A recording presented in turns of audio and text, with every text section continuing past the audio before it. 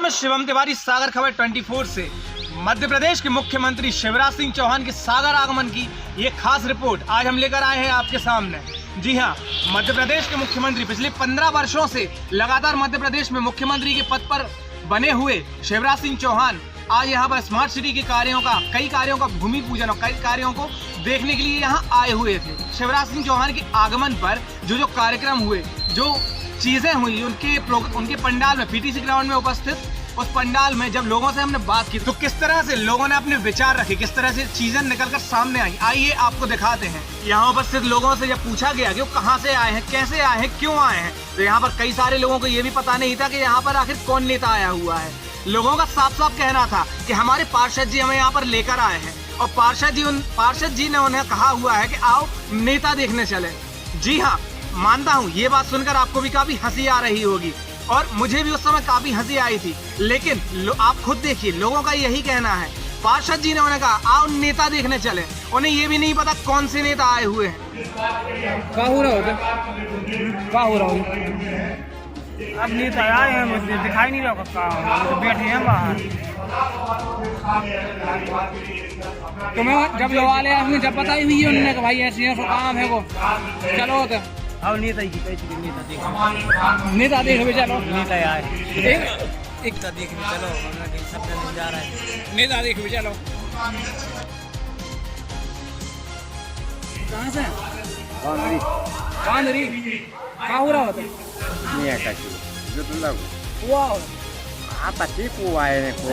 कई लोग यहाँ पर पुड़ी और पानी के लिए तरसते हुए नजर आए। जी हाँ, बिल्कुल साफ साफ शब्दों में आपको बता रहा हूँ, लोग यहाँ पर चिल्लाते हुए पंडाल के एक तरफ बैठे हुए पुड़ी और पानी की दरकार लगाते हुए दिखाई दे रहे थे।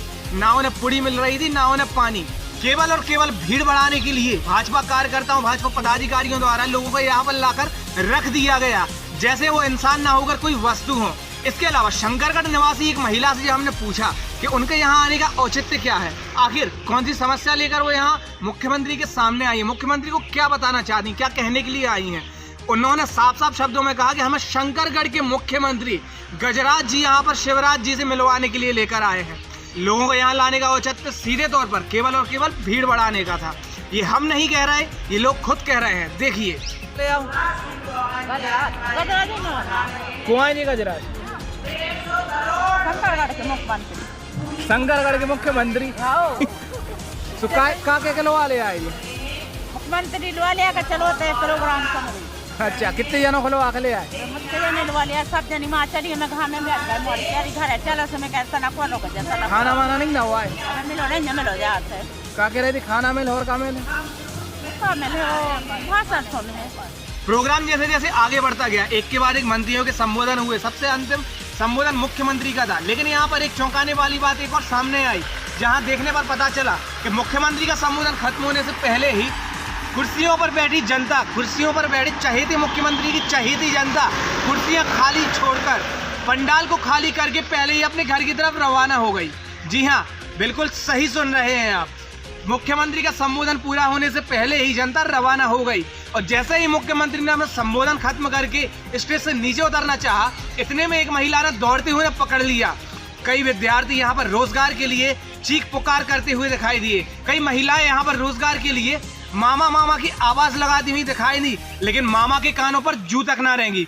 भाजपा कार्यकर्ताओं, पुलिस द्वारा इन लोगों को पकड़कर, विद्यार्थियों को, इन महिलाओं को पकड़कर एक तरफ कर दिया गया। ना तो किसी की बात सुनी गई, ना किसी की मुख्यमंत्री से बात कराई गई। हमें किसी से कोई बुराई नहीं है, हम बस ये चाहते हम स्टूडेंट्स के लिए भर्ती मिले। वैकेंसी के बाद घोटाले भी हो रहे हैं, क्या मानते हैं आप? वैकेंसियों का क्या मतलब है? घोटाले का मुझे अभी ज्यादा मैं कुछ नहीं कह पाऊंगी। मैं अभी न्यू फ्रेशर हूँ, स्टूडेंट हूँ, अभी 4 साल हो गए मुझे तैयारी करते करते।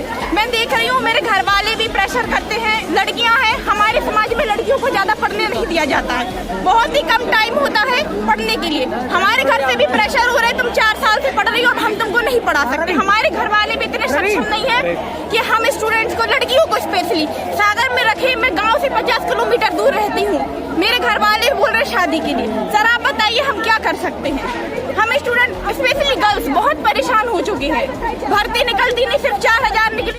किया लेकिन इतना नहीं किया। हम 2017 में अप्लाई हुए थे, अभी तक उसका एग्जाम नहीं हुआ है। सर हम बहुत परेशान हैं, हम स्पेशली लड़कियां बहुत परेशान हैं। हम लड़कियों लोगों के के लिए पास घर कुछ से ही नहीं है। प्रेशर किया जाता है शादी के लिए, शादी कहते हैं नहीं तो कुछ करो, तो हम लोग करें तो आखिर क्या करें। क्या नाम है आपका? सर मेरा नाम पूनम खटीक है, गौरझामत कहाँ से? आपका नाम? मेरा नाम आकांक्षा तंजा है, मैं दमोह जिला की हताम की रहने वाली हूँ। तो कहाँ से आए?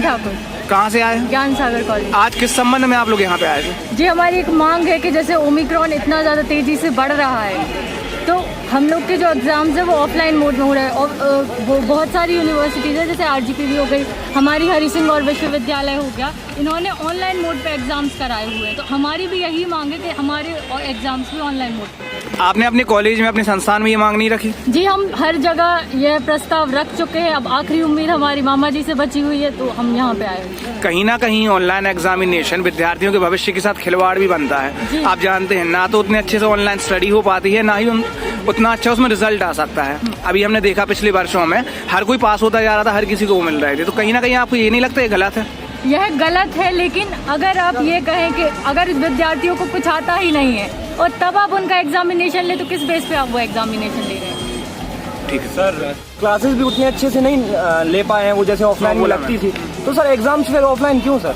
एग्जाम्स भी वैसे ही होने चाहिए जैसे ऑनलाइन फैलता है तो उसके लिए रिस्पॉन्सिबिलिटी कौन होता है? अगर किसी की जान चली जाती है या कोई संक्रमण की चपेट में आता है तो या तो फिर शिक्षा मंत्री और स्वास्थ्य मंत्री और मुख्यमंत्री संज्ञान लें। आप लोग ये नहीं है, अपनी हमारी मांग ये तो है सर कि हमारी मांगे ये है। अभी लास्ट के मंथ्स में, अगर आप लोगों ने लास्ट 6 मंथ्स में आपकी कॉलेज ऑफलाइन लगी, ऑनलाइन लगी? ऑनलाइन। तो सर आप ऑनलाइन में जाते हो, इंडिया टेक्नोलॉजी में इतना आगे है नहीं सर। इतने इश्यूज आते थे, 40 मिनट की क्लास में कम से कम 10 मिनट तो मैम सर लोग कैमरा फिक्स करने में लगते थे। और तो नेटवर्क भी इशू आता था, आपको भी पता है जियो की कितनी प्रॉब्लम चली।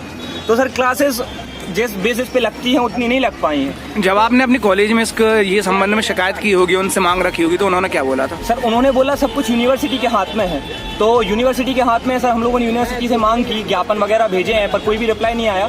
सर टाइम टेबल 17 तारीख को आ चुका है, तो 17 तारीख हम लोग सर कितने प्रिपेयर करेंगे? 14 दिन पहले अब टाइम मिला है पढ़ने के लिए। 14 दिन में हम लोग कौन सी प्रिपरेशन? 14 दिन भी नहीं, उन्होंने 7 तारीख को डाला था सर। अगर आज भी आपकी मांगे नहीं रखी गई, आपका मिलना नहीं हो पाया मुख्यमंत्री जी से, तो फिर आपका क्या कदम होगा? तो सर हम लोग एग्जाम छोड़ेंगे और घेराव करेंगे सर। प्रोटेस्ट भी करना, अभी तो सर हम आग्रह करने के लिए आए अभी हैं। जो हम यूनिवर्सिटी का है वहाँ पर धरना प्रदर्शन करेंगे, किसी भी रूप से हम लोग अपनी मांग रखेंगे सर। अभी हम लोग आग्रह करने आए हैं, पर फिर हम लोग प्रोटेस्ट भी करना जानते हैं। ये स्टूडेंट पावर सर आप भी जानते हैं, सर हम भी जानते हैं, भविष्य हम लोग।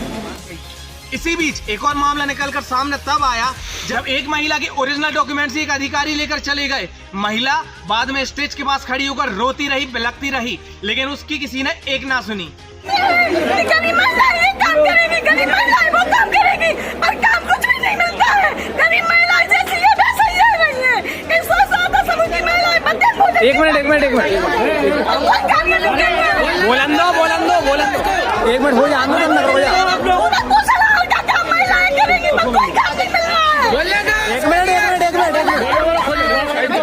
अरे दादा 1 मिनट की है मैडम। कौन सा थाने अंतर्गत? कौन सा थाने?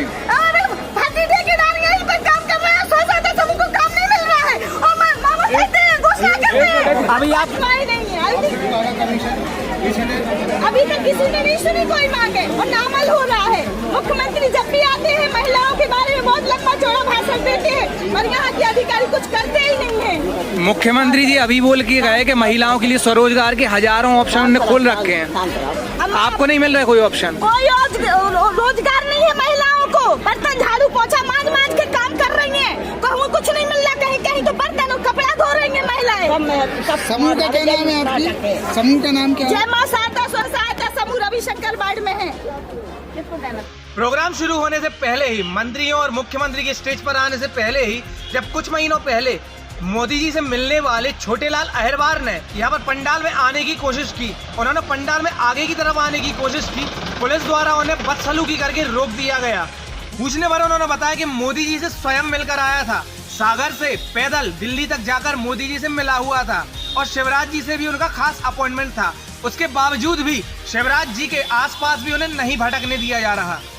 की बर्फी, इसका उत्पादन भी इस अहिंसा स्व सहायता समूह के द्वारा मिलने गए किया जाता इतना है। बड़ा सम्मान किया, उसके बाद भी इसके अलावा अन्य अनेक समूह कहा कह रहा बोले सवाल अपने उत्पाद नहीं जान देंगे वो। कहाँ शिकायत करोगे? निर्माण करके और जिनका विक्रय बोल तो हमें इससे शिकायत न करना हो केवल नहीं रवैया रोजगार है, मिलता है बल्कि उनको नंबर लगा रहा हूँ। हमारे शहर की और हमारे प्रदेश की अर्थव्यवस्था को भी आधार मिलता है। इसी के साथ साथ सीएम के पास CII अरे हम अपनी कन्वर्टेशन फरियाद ऑफ लेके इंडिया आए। कहाँ पर है? क्या फरियाद लेके के द्वारा थोड़ी विभिन्न सरकार कोर्सेज देना उनको, हमें जो वो चलाए जाते हैं पता उनकी भी प्रदर्शनी यहाँ पर लगी हुई है। अपनी उपलब्धियों का शिलान्यास करने आए मुख्यमंत्री ने आज सागर में एक अलग ही चेहरा देखा, जहां कामयाबी की जगह उन्हें अपनी नाकामियों का मुंह देखना पड़ा। लोगों ने आज भाजपा कार्यकर्ताओं को मध्य प्रदेश के मुख्यमंत्री शिवराज सिंह चौहान को उनका असली चेहरा दिखाया है। मैं सागर से शिवम तिवारी, सागर खबर 24।